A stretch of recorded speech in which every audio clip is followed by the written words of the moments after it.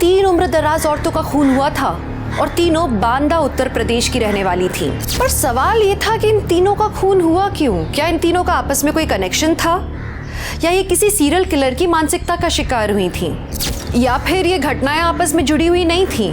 इनका कातिल कौन था? यकीन मानिए हमारा आज का केस आपको चौंका देगा जब आप इन तीनों खून के पीछे का कारण जानेंगे।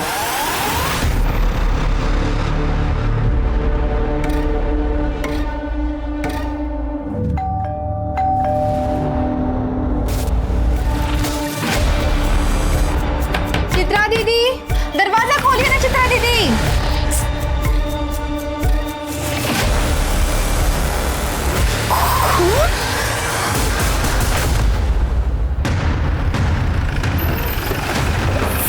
आइए ना साहब। सब मैं बेला गौड़, मैंने आपको फोन किया था साहब। मैं यहाँ पे खाना बनाती है, सुबह आए तो सब ये था साहब।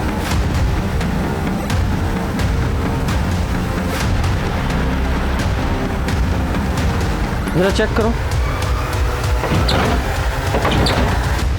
बॉडी शायद दरवाजे के पीछे ही है। चलो खोलने का इंतजाम करो।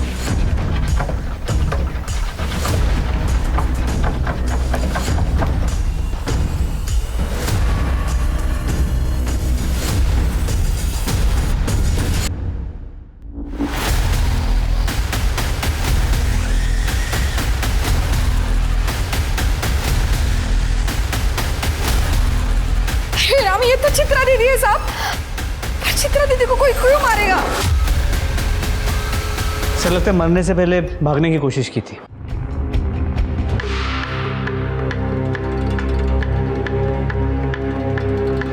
सर शायद ये फोन इनका है। हाँ, चित्रा दीदी का है। ठीक है, एविडेंस बैग में डालो। और ये ताज की गड्डी का पान का बादशाह, इसे भी बैग में डालो। और शर्मा, तुम ठीक कह रहे थे, कमरे की हालत देखकर ऐसा लग रहा है काफ़ी हाथापाई हुई है यहाँ। और चित्रा ने अपनी जान बचाने के लिए काफ़ी स्ट्रगल किया था।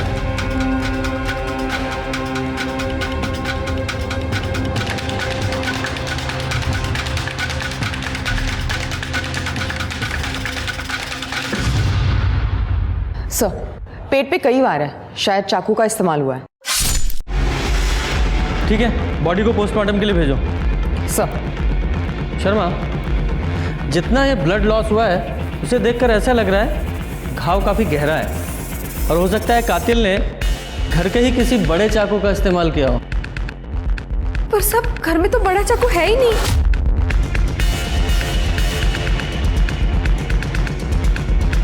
घर में और कौन कौन है? सब चित्रा दीदी और उनकी बेटी रेणु, बस 2 ही लोग थे। चित्रा दीदी के पति का एक्सीडेंट 5 साल पहले ही हो गया था। पर सब वैसे तो रेणु दीदी इस टाइम पे घर पे ही होती है। रेणु का नंबर है? रेणु का नंबर? हाँ सर नंबर स्विच ऑफ। इस घर में रेणु का कमरा है? हाँ साहब, उधर।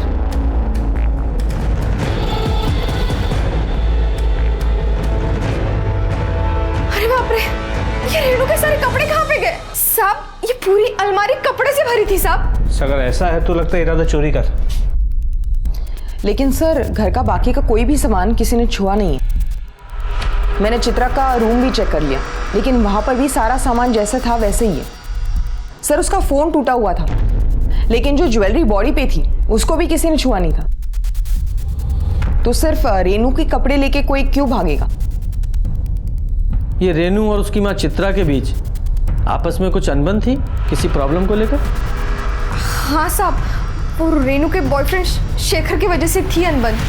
मुझसे बहस करने की कोई जरूरत नहीं है। क्यों ना बहस करूं माँ? अरे शेखर अच्छा लड़का नहीं है। वो जानता है कि ये बंगला और मेरी सारी जायदाद की इकलौती वारिस हो तुम। वो तुमसे नहीं, तुम्हारी प्रॉपर्टी से प्यार करता है। माँ, शेखर अच्छा लड़का है, पढ़ा लिखा है, अच्छी नौकरी करता है और उसको आपकी 1 फूटी कौड़ी भी नहीं चाहिए। और वैसे भी उसने कहा है हम शादी करके बांडा से बहुत दूर चले जाएंगे। हाँ सही कहा उसने। तुम जैसी भोली भाली लड़कियों को ही तो ऐसे शादी लड़के फंसाते हैं। माँ, कभी तो किसी पे भरोसा करके देखो।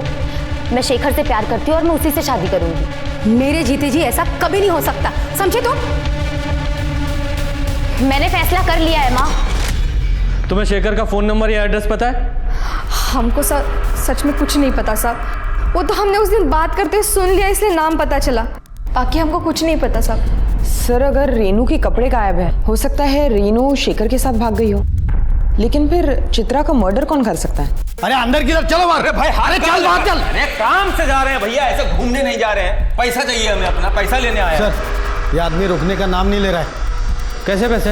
और हो कौन तुम? हमारा नाम बाकीलाल है साहब। वो अशोक नगर के पास हमारा फेमस चाइनीज स्टॉल लगता है, बाकीलाल चाइनीज कॉर्नर। नाम तो सुने होगे साहब? नहीं सुना है।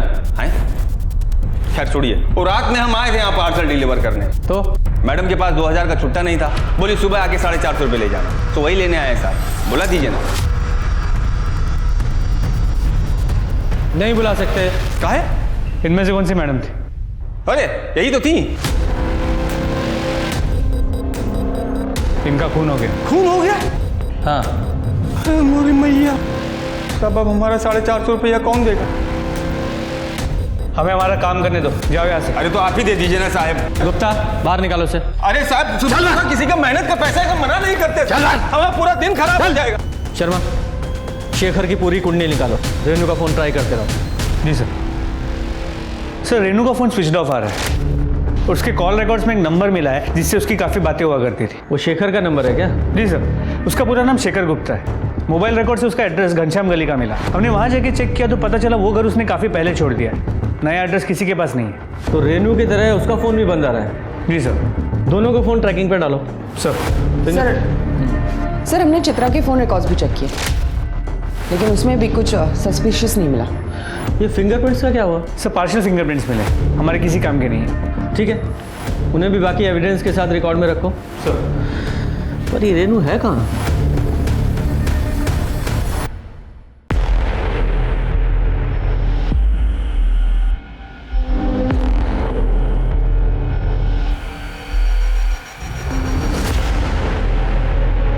शेखर, ये सब करना जरूरी है क्या?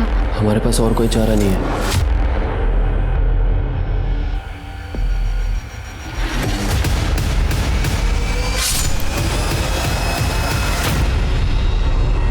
सर ऐसे वार किया गया होगा चित्रा पे। बुचर नाइफ मतलब मांस काटने वाले चाकू से 5 से 6 बार किए गए, इतने गहरे कि चाकू हड्डी तक जा पहुंची थी। और रेप के कोई साइंस है?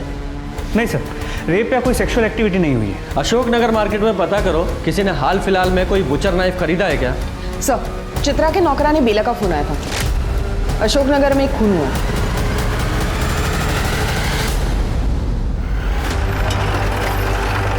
साहब आइए ना साहब। हटिए हटिए।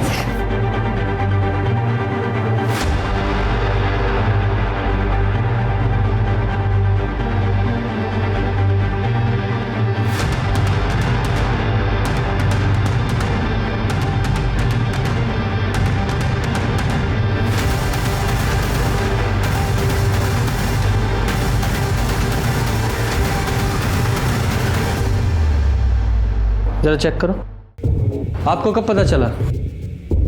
सब हम सुबह काम के लिए घर से निकले थे तो सुधा के घर का दरवाजा खुला दिखा, तो हम अंदर आए तो देखा तो सुधा खुद में लटपट पड़ी थी। ये सुधा दुबे है साहब। घर में और कौन कौन रहता है? 15 साल पहले पति ने छोड़ दिया, तब से सुधा कानपुर से या बांडा आ गई रहने के लिए। वो अपने 2 बेटियों के साथ रहती है और टिफिन का काम करती है साहब। इतना सब कैसे जानती हैं आप? सब हम बाजू में रहते, इसलिए सुधा के बारे में सब पता है। ओके। वो राजू को भेज दिए हम कॉलेज, लड़कियों को बुलाने के लिए। तू यहाँ भी आ गया? यहाँ भी पैसे लेने आया क्या? कैसा बात करते हो साहब, वो 450 रुपये तो हमारे नसीबे में नहीं था। वो रोड के उस तरफ हमारा ठेला है चाइनीज का, और राजू हमारा असिस्टेंट है, उसी को भेजे हैं कॉलेज लड़कियों को बुलाने। यहाँ हमें सब जानते हैं साहब। क्यों बेला दीदी? वो पायल और छवि बस आते ही होंगे।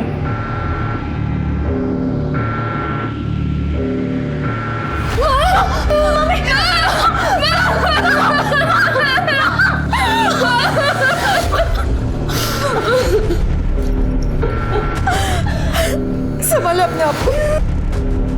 बेटा, आपकी माँ की किसी से कोई दुश्मनी थी मतलब कोई ऐसा किसी पे शक हो आपको जो इन्हें मार सकता हो? नहीं सर, माँ तो हमेशा अपने टिफिन के बिजनेस में बिजी रहती थी और जब कभी हमें समय मिलता था हम भी उनकी मदद कर देते थे। और ये ताश का पत्ता? सर हम लोग ताश खेलते हैं और पायल तो लोकल रमी चैंपियन है, तो शायद ये उसी ताश की गड्डी का हो। किसी से पैसों को लेकर अनबन थी क्या?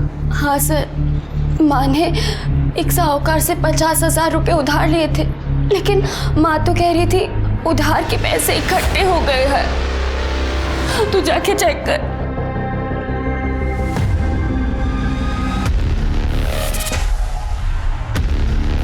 पायल, इसमें ही पैसे रखती थी माँ। और सर इसमें 4 सोने की कड़ी भी थे। वो ईंट का बादशाह जिस पे खून लगा हुआ है उसे लैब में भेजो, देखो फिंगरप्रिंट्स मिलते हैं क्या? जी सर। वैसे मौका वारदात को देख के लगता है कि कातिल घर में चोरी के इरादे से आया हो और फिर सुधा ने उसे देख लिया हो, तो खुद को बचाने के लिए उसने सुधा को मार दिया। या फिर ये भी हो सकता है सुधा ने उसे पहचान लिया तो खुद की आइडेंटिटी छुपाने के लिए उसको मार दिया।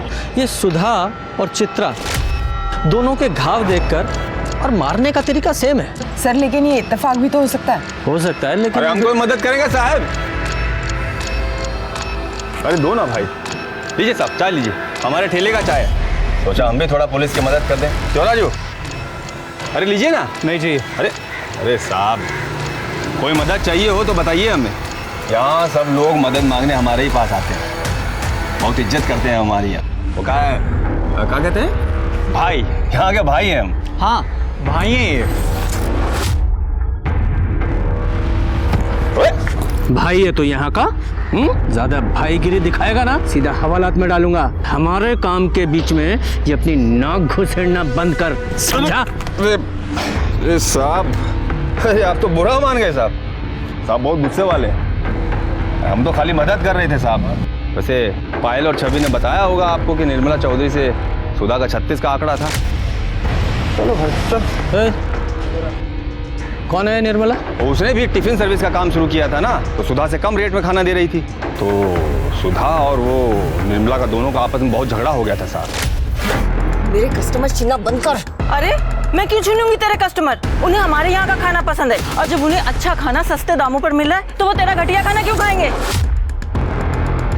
मेरे खाने को घटिया बोली तो? मैं नहीं, तेरे कस्टमर बोल रहे हैं।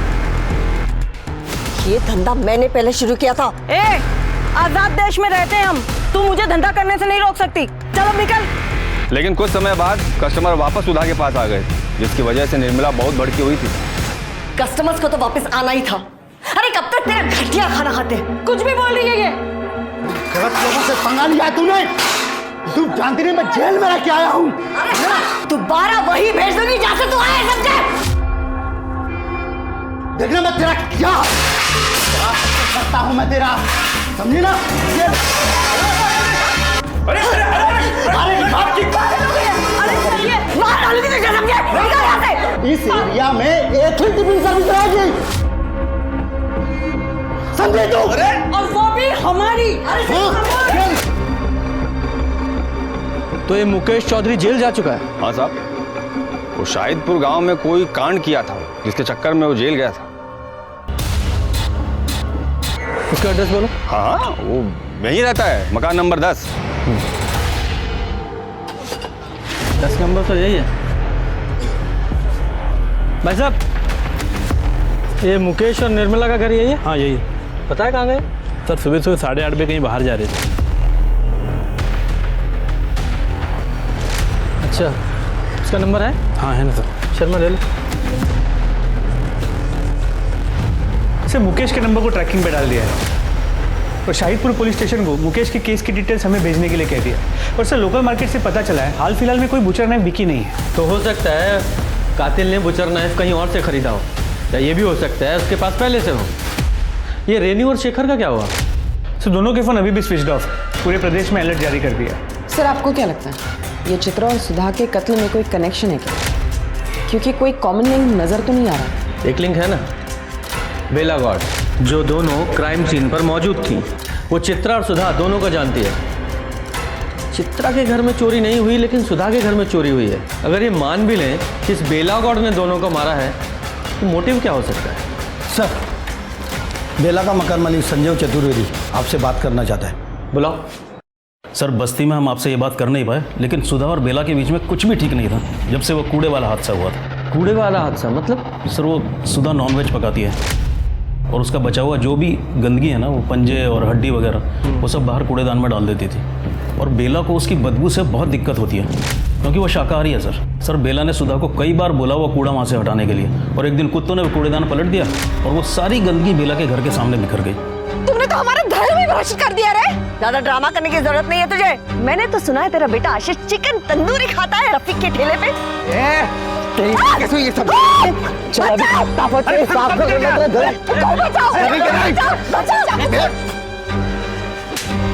मन बुद्धि साला, तुम्हारी हिम्मत कैसे हमारे आशीष को हाथ लगाने की? हाथ अभी तो सिर्फ थप्पड़ मारा इसे, अगली बार ऐसा कुछ किया ना साले ने तो कंप्लेन कर दूंगी। तो देखना फिर आएंगे मेंटल हॉस्पिटल वाले इसे लेने। हट। छोड़ूंगा नहीं तेरे को, चौड़ा घोंक के रहूंगा। सर, आशीष बेला का इकलौता बेटा है और बहुत सर पर चढ़ा रखा है उसको। नौकरानी का काम करती है, पर इतने पैसे पता नहीं कहाँ से लाती है कि उसकी हर फरमाइश पूरी करती है।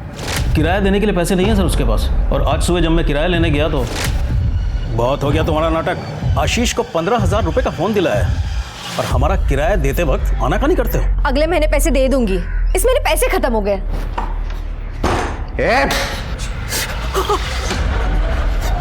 माँ ने बोला ना पैसा नहीं है, समझ में नहीं आती बात तुझे? तुम दोनों की कंप्लेंट करूंगा पुलिस में। चल निकल। ये झूठ बोल रहा है साहब, इसने हमें छेड़ा था, इसीलिए तो आशीष ने इन पे हमला किया था साहब। झूठ बोल रही है सर, कब छेड़ा हमने तुझे?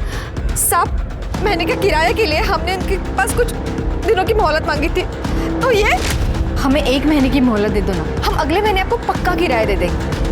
पैसे नहीं है तो किसी दूसरी तरह से दे दो ना किराया। मतलब? छोड़ो। निकल।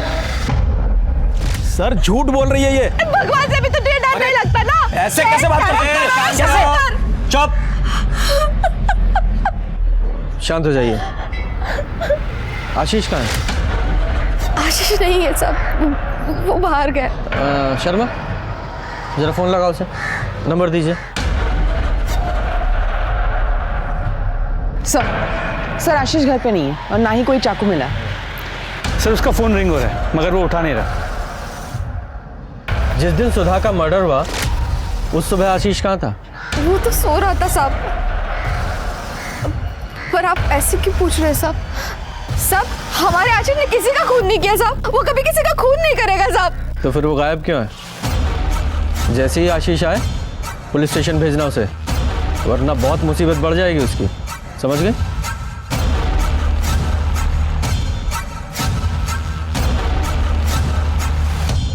इस आशीष के पास सुधा को मारने का बड़ा स्ट्रॉन्ग मोटिव है और इसने सुधा को मारने के लिए धमकी भी दी थी। छोड़ूंगा नहीं तेरे को। लेकिन सर, आशीष चित्रा को क्यों मारे? क्योंकि बेला चित्रा के यहाँ काम करती थी। हो सकता है चित्रा ने कभी बेला के साथ बुरा बर्ताव किया हो, उसके साथ गाली गलौज की हो और ये बात आशीष को पता लग गई हो। सर, सुधा की पोस्टमार्टम रिपोर्ट। सर, इस रिपोर्ट के हिसाब से चित्रा की तरह ही सुधा पे भी 5-6 बार चाकू से वार किया गया। घाव की गहराई हड्डी तक है और सर, रेप या सेक्सुअल असॉल्ट का एंगल नहीं है। मौत का समय सुबह 5 से 7 बजे के बीच का है और सर, जो ताश के पत्तों पे खून मिला वो भी सुधा का है। दोनों वारदातों में जो हथियार इस्तेमाल हुआ है वो भी एक जैसा है। कोई फिंगरप्रिंट? नहीं सर, कोई फिंगरप्रिंट्स नहीं मिले। ये कातिल जो भी है बहुत चालाक है, गुनाह करने के बाद अपने निशान मिटा देता है। और बात करें आशीष की तो उसे पक्का पता होगा कि पायल और छवि सुबह 6:30 बजे कॉलेज के लिए निकल जाती हैं। तो 10 फरवरी को उसने मौका देखकर सुधा के घर में घुसा और सुधा को मार दिया। इस आशीष को जल्दी से जल्दी पकड़ो।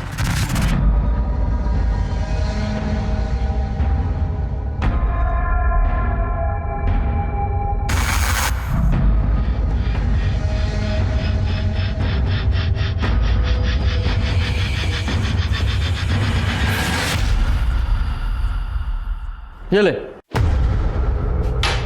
सुबह का टाइम है, चाय पी और ये बता सुधा को कैसे मारा? सर, मैंने किसी को भी नहीं मारा है। फिर 10 फरवरी को तेरे फोन की लोकेशन सुधा के घर के पास की क्यों है? बोल।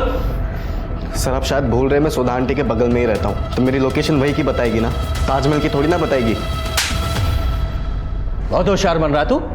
गुप्ता, इसे ले जाके बोरे में भरो और इतना कूटो जिसे ताजमहल नजर आना चाहिए। चल जा। सर मैं बताता हूँ, मैं बताता हूँ। बोल। सर मैं कॉलेज में 2 बार फेल हो गया था, इसलिए मुझे पढ़ाई छोड़नी पड़ी। मेरी माँ एक सेठ के पास काम करती थी और सेठ ने मुझे सेल्समैन की नौकरी भी दी, लेकिन उसकी एक शर्त थी कि पहले मैं अपने एग्ज़ाम्स क्लियर कर लूँ, और छवि भी वही कॉलेज में पढ़ती है। तो मैंने सोचा कि मैं उससे नोट्स ले लूँगा, और वो ठीक सुबह 6:30 बजे अपने घर से निकलती है कॉलेज के लिए, तो इसीलिए मैं उसके घर चला गया था। अच्छी कहानी है, बहुत सुंदर। आगे बता। जब मैं उसके घर पर गया तभी छवि, पायल,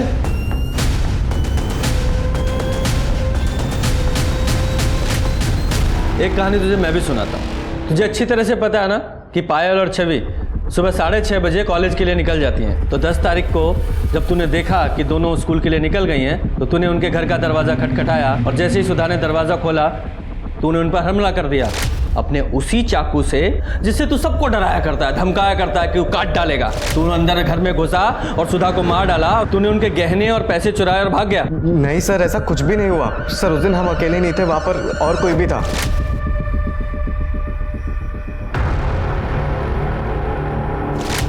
अच्छा, कोई और भी था? कौन था? हम सच कह रहे हैं, हमने उसका चेहरा नहीं देखा, लेकिन वो जो कोई भी था उसी ने सुधा आंटी को मारा होगा और सारे गहने और पैसे लेकर भाग गया। अच्छा शर्मा, अगर थोड़ी देर और ये यहाँ रहा तो कहानी में एक और ट्विस्ट डाल देगा, थोड़ा मसाला ऐड करेगा। हैं? कितना झूठ बोलेगा तू? इसे तब तक कस्टडी में रखो जब तक इसके चाकू की फॉरेंसिक रिपोर्ट नहीं आ जाती। सर हम सच कह रहे सर, जान नहीं किया सर, क्यों झूठ बोलेंगे आप सर? सर सच कह रहे। सर अशोकनगर से किसी ने कॉल किया था, एक बंद घर से बदबू आने की शिकायत की है। चलो।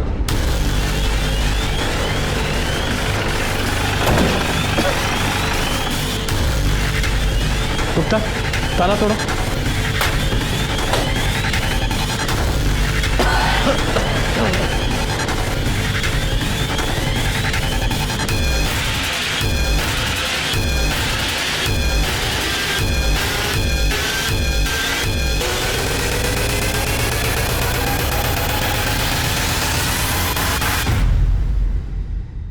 आप में से कोई नहीं जानता है? जी, मैं इसकी पड़ोसन। आपका नाम? वंदना साहू। इनका नाम क्या? कल्पना। आखिरी बार कब देखा था इन्हें? यही करीबन 7-8 दिन पहले।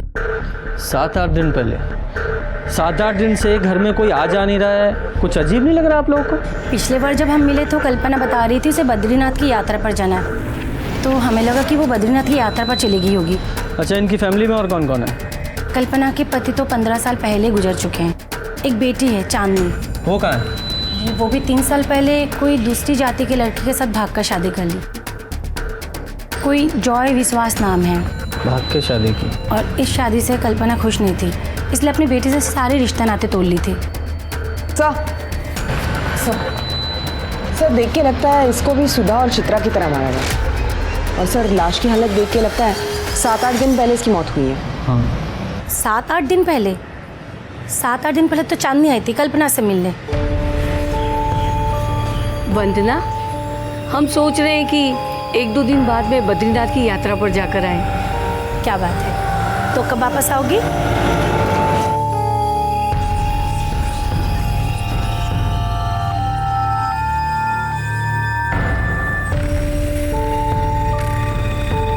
तू क्यों आई है यहाँ पर? माँ, आप अब तक नाराज हो। 3 साल हो चुके उस बात को लेकर। अब तो अपना गुस्सा छोड़ दो ना, मिट्टी डाल दो उन पुरानी बातों पर। मैं कलकत्ता से सिर्फ और सिर्फ आपके लिए आई हूँ। मेरी बेटी 3 साल पहले मर चुकी है। नहीं माँ, उसने भागकर अपनी मर्जी से किसी दूसरी जाति के लड़के के साथ में शादी कर ली थी। हम तो उसका क्रियाक्रम भी कर चुके हैं। नहीं माँ, माँ आप कैसी बातें करिए। माँ माँ माँ एक बार हमारी बात सुन लीजिए। माँ माँ माँ प्लीज दरवाजा खोलिए माँ प्लीज। माँ एक बार हमारी बात सुन लीजिए माँ। संभालो अपने आप। माँ का मन पिघल जाएगा, उसे थोड़ा समय दो। माँ हम आपसे बहुत प्यार करते हैं माँ। अगले दिन हमने देखा कि दरवाजे पे ताला लगा हुआ था और दरवाजे पे कोई गिफ्ट नहीं थे, तो हमें लगा कि कल्पना बद्रीनाथ की यात्रा के लिए निकल चुकी होगी। ठीक है, फिलहाल आप सब लोग जाइए, ज़रूरत पड़ी तो वापस बुलाएंगे। जी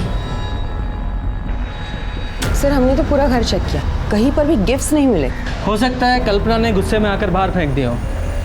चांदनी को कोलकाता इन्फॉर्म करो और उसे यहाँ बांदा आने के लिए बोलो। सर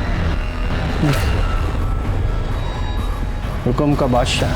ये चित्रा के घर पे भी हमें पान का बादशाह मिला था, किंग ऑफ हार्ट्स। सुधा के घर पे हमें ईंट का बादशाह मिला था, और यहाँ कल्पना के घर पे ये हुक्म का बादशाह, किंग ऑफ स्पेड्स। पायल और छवि से कहिए पत्ते उनके ताज के गड्डी के तो नहीं? अब ये तो वो दोनों ही बता पाएंगे। चलो चल के पूछते हैं। अखिलेश तुम होश में हो? हमने तुमसे कहा ना हमें तुमसे शादी नहीं करनी है। पर क्यों नहीं? मैं पढ़ा लिखा हूं, अच्छा कमा लेता हूं, हाइट बॉडी सब अच्छी है, और क्या चाहिए तुझे? पायल प्लीज समझा करो पायल। लड़की पे हाथ उठाता, शर्म नहीं आती तुझे? तू बीच में क्यों कूद रहा है? निकल क्या कर रहे हो तुम? क्या झगड़ा हो रहा है? क्या झगड़ा कर रहा हो? क्यों? सर मैं पायल से प्यार करता हूँ। मैं नहीं करती सर। सुन लिया? चल अब निकल यहाँ से, और आगे से इस घर के आसपास भी दिखाई दिया तो सीधे हवालात में डालूंगा। सर पर चल निकाल। और तू? दोस्त है सर। फिलहाल निकलो यहाँ से, बाद में आना। चलो। पायल, तुम्हारी ताश की गड्डी में से कुछ कार्ड्स गायब हैं क्या? सर ये तो पूरे हैं। क्या कभी आशीष ने तुमसे कॉलेज के नोट्स मांगे थे? नहीं सर कभी नहीं, और अगर वो नोट्स मांगता भी तभी मैं उसे नहीं देती। और दीदी ये भाई ने खाना भेजा है। पैसे कितने हुए? भाई की तरफ से है, भाई ने कहा है पैसे नहीं लेना है।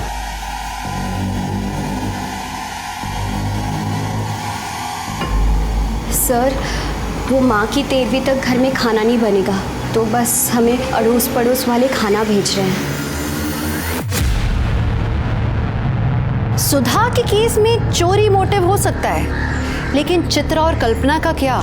चित्रा की बेटी रेनू और शेखर भी अभी तक मिसिंग थे। आशीष को पुलिस ने अपनी कस्टडी में रखा हुआ था, तभी उन्हें 2 सस्पेक्ट्स मिल गए, निर्मला और मुकेश, जो बांदा के बाहर एक लॉज में छुपे हुए थे। बोल, 10 तारीख को तेरे फोन की लोकेशन सुधा के घर के पास की है, तो बता इसकी क्या कहानी है? बोल बोल। बताता हूँ सर। मैं तुम्हारी उस दिन मैं सुबह दूध लेने के लिए जा रहा था, तो मैंने देखा सुधा के घर का दरवाजा खुला हुआ है। मैंने सोचा इससे अच्छा मौका और नहीं मिलेगा उसका खाना खराब करने का, और सुधा ने सर हमारा पूरा धंधा चौपट कर दिया था, इसलिए उसका खाना बिगाड़ने के इरादे से उसके घर में घुसा था सर। कहानी तूने अच्छी सुनाई है, पर कहानी का वो हिस्सा बताना भूल गया जिसमें तूने उनके घर से पैसे और कंगन चुराए थे। कौन से कंगन? देख, हमारे पास आई विटनेस है जिसने तुझे चोरी करते हुए देखा था। बोल। आशीष ने देखा था हमें।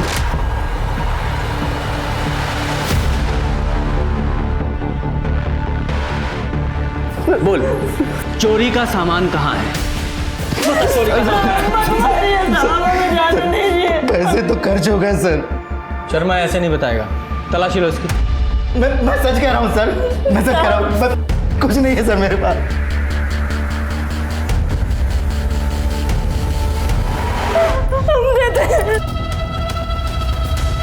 हमें जाने दो साहब। ये है ना कंगन? अब बता, वो छुरा कहाँ है जिससे सुधा को मारा था? कहाँ है वो छुरा? सर हम चोरी की है, हमने खून नहीं किया हमने किसी के साथ। फिलहाल इन्हें अंदर ही रखो और इनके खिलाफ चोरी की चार्जशीट बनाओ, मर्डर की बाद में देखेंगे।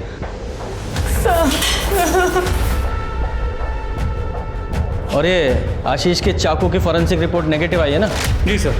फिलहाल उसे छोड़ दो। सर, चांदनी विश्वास कल यहाँ पहुँच रहे हैं और सर शेखर और रेनू का फ़ोन ऑन हो गया। मैंने उनसे बात की, वो भी आ रहे हैं।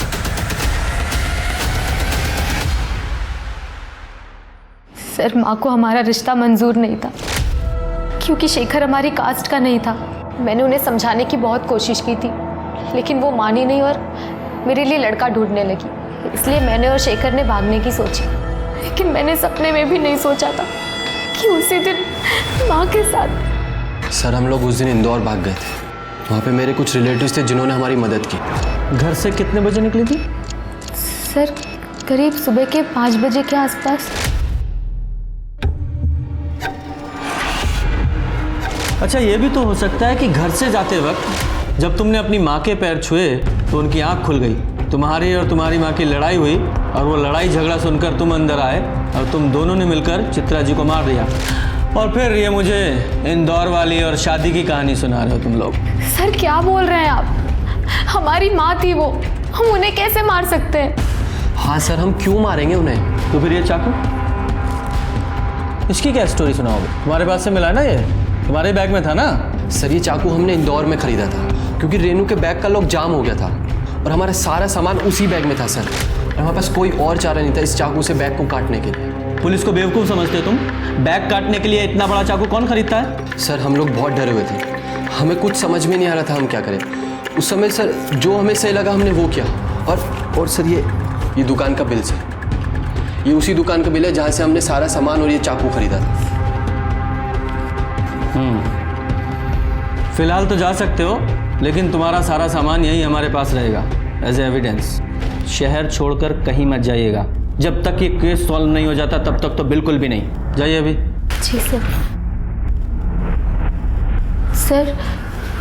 सर, एक बात थी। जब हम बांदा से निकल रहे थे तो मुझे एक कॉल आया था। हेलो, उस आदमी ने कहा था कि उसने मेरी सारी मुसीबतें दूर कर दी है और अब मैं आराम से अपनी शादीशुदा ज़िंदगी एंजॉय कर सकती हूँ। किसका कॉल था? कौन से नंबर से? सर, ये नंबर से। शर्मा, जरा इस नंबर पे कॉल लगाओ, देखो कौन है।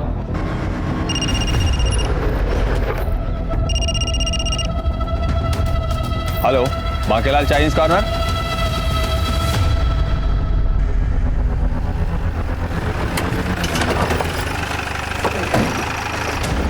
अरे आइए आइए साहब, आइए।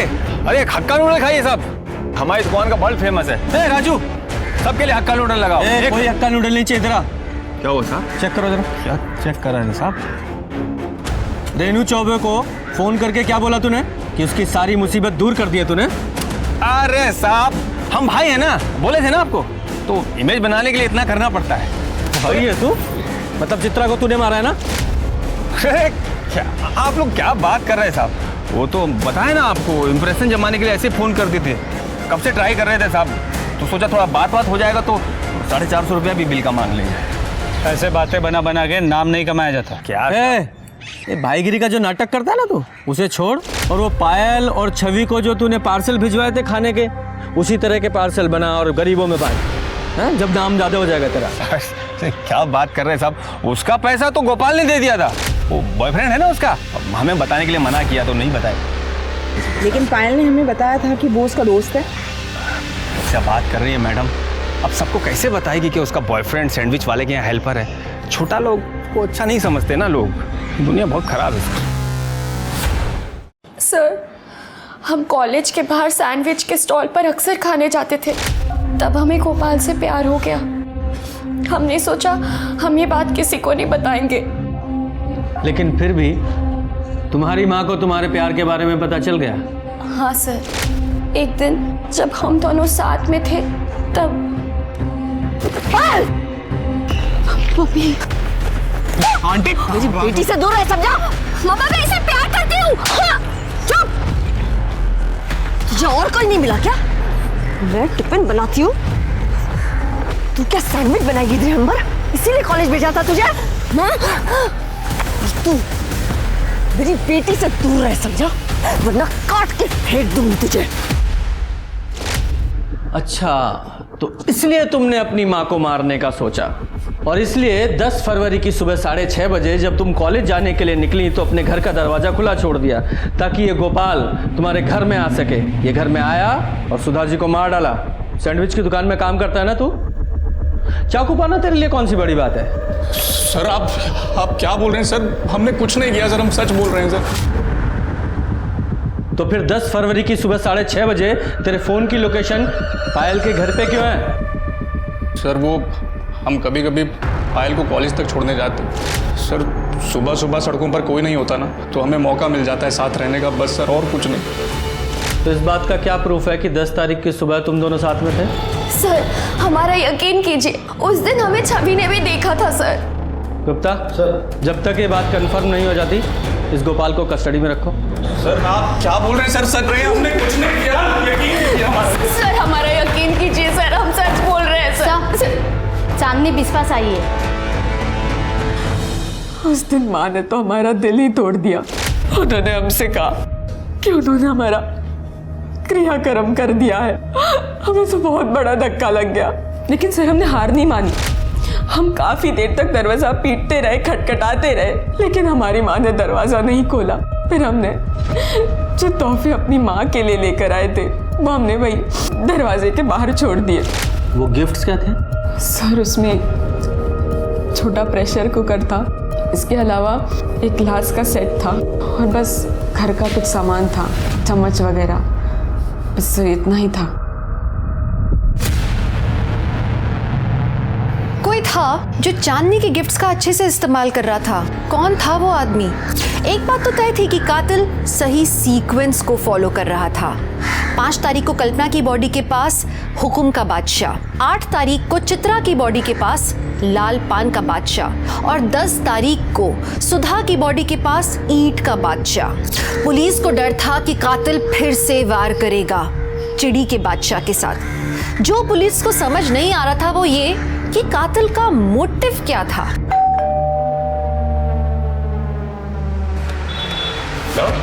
अरे बार बार खाना देने की जरूरत नहीं है। अरे रख लीजिए, पहले ही आपके लिए बहुत कुछ कर चुके हैं। ये खाना का चीज? मतलब हम समझे नहीं। वो सुधा आंटी को रास्ते से कौन हटाया? हैं? अब इतना तो बनता है ना, वो गोपाल दोस्त है हमारा। परेशान मत होइए, आपकी शादी में चाइनीज हम ही सप्लाई करेंगे, ठीक है? कोई परेशानी हो हमें बताइए। रखिए रखिए रखिए, मिलते हैं।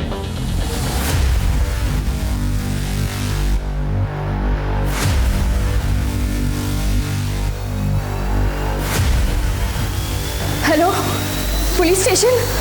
बोल, कहाँ है वो चाकू? कौन चाकू साहब? कौन सी बात कर रहे हैं आप? देख लीजिए, चेक करो। गलती हो गया साहब हमसे, जो हम पायल और चित्रा के घर उनका हालचाल जानने चले गए, हमदर्दी दिखाने चले गए। ठीक है, यही चाहते हैं ना, आज के बाद हमदर्दी ना दिखाए? नहीं दिखाएंगे साहब। सर इधर तो कुछ नहीं है। वो ड्रॉर चेक करो। सर 1 मिनट यहाँ आइए। क्या है ये? और वो? कल्पना का सामान है ना ये? तूने इसे मारकर फिर ये चुराया? मारा कि नहीं? बोल। अरे क्या बात कर रहे हो साहब? अरे वो तो कल्पना काकी के घर के बाहर से गुजर रहे थे, सब पैकेट बाहर पड़े थे। हमने काकी से पूछा, काकी आपको चाहिए? बोले नहीं चाहिए। हटाओ सब नजरों के सामने से। तो हम घर ले आए, इस्तेमाल कर रहे हैं। अब ये भी कोई गुनाह है का?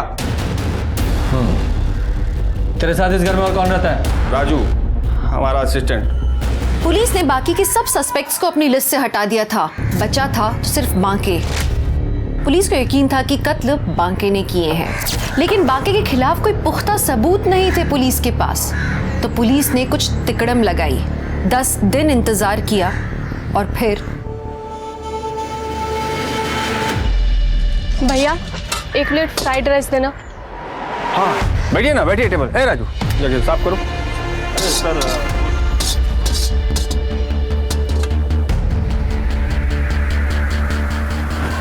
राजू जरा संभालो इसको। क्या हुआ मैडम, परेशान लग रहे हैं? कुछ नहीं, पर्सनल प्रॉब्लम है। अरे पर्सनल प्रॉब्लम है तो अपना भैया समझ के बता दीजिए, हो सकता है हम आपके कुछ काम ही आ जाए। कोई छेड़ रहा है, माँ बाप परेशान कर रहे हैं, बताइए ना। हमें छोटी बहन जैसी हैं आप, बोल दीजिए, बताइए हमें।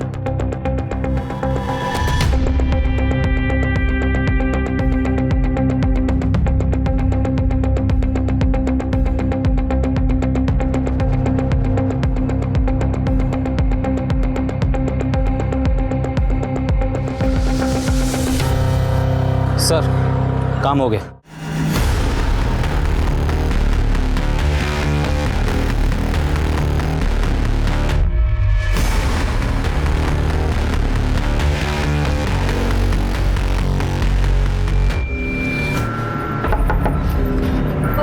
मीना जी दरवाजा खोलिए, आपकी बेटी का एक्सीडेंट हो गया है। कहाँ है मेरी बेटी?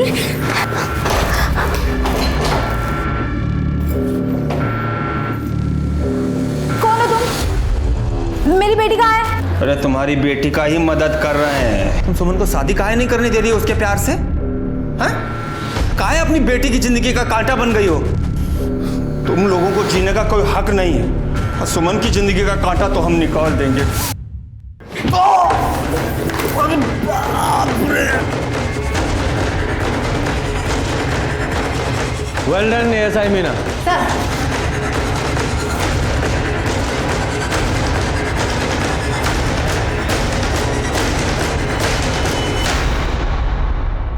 हमारा नाम सीमा शुक्ला है। हमारा बॉयफ्रेंड है दिनेश, वो कानपुर में रहता है। हम दोनों एक दूसरे से बहुत प्यार करते हैं, शादी भी करना चाहते हैं, पर मेरी माँ इस रिश्ते के खिलाफ है। अरे घबराइए मत, रोइए मत, हम आपकी मदद करेंगे। मदद? पर आप कैसे करेंगे? आप अपनी माताजी का पता और नंबर दे दीजिए हमें, और आप अपने बॉयफ्रेंड दिनेश के पास चले जाइए, बाकी हम सब संभाल लेंगे। इस ताश की गड्डी में सिर्फ एक ये चिड़ी का बादशाह मिला है हमें, बाकी के 3 बादशाह तीनों बॉडीज के पास मिले हैं, और ये गड्डी तेरे बैग में। और ये बादशाह भी तू आज मर्डर के बाद बॉडी के पास फेंकने वाला था, क्यों? सच कहा ना? और हाँ, तेरा चाकू भी घाव के साथ परफेक्ट मैच हुआ है। अब बोल, क्या बोलना है तुझे? बहुत मेहनत की है साहब आप तो। ठीक है, हम भी सच बोलते हैं, कर दिए सारे मर्डर हम ही ने। सब वो ताश वाला टच कैसा लगा? एकदम अंग्रेजी पिक्चर जैसा ना, है ना?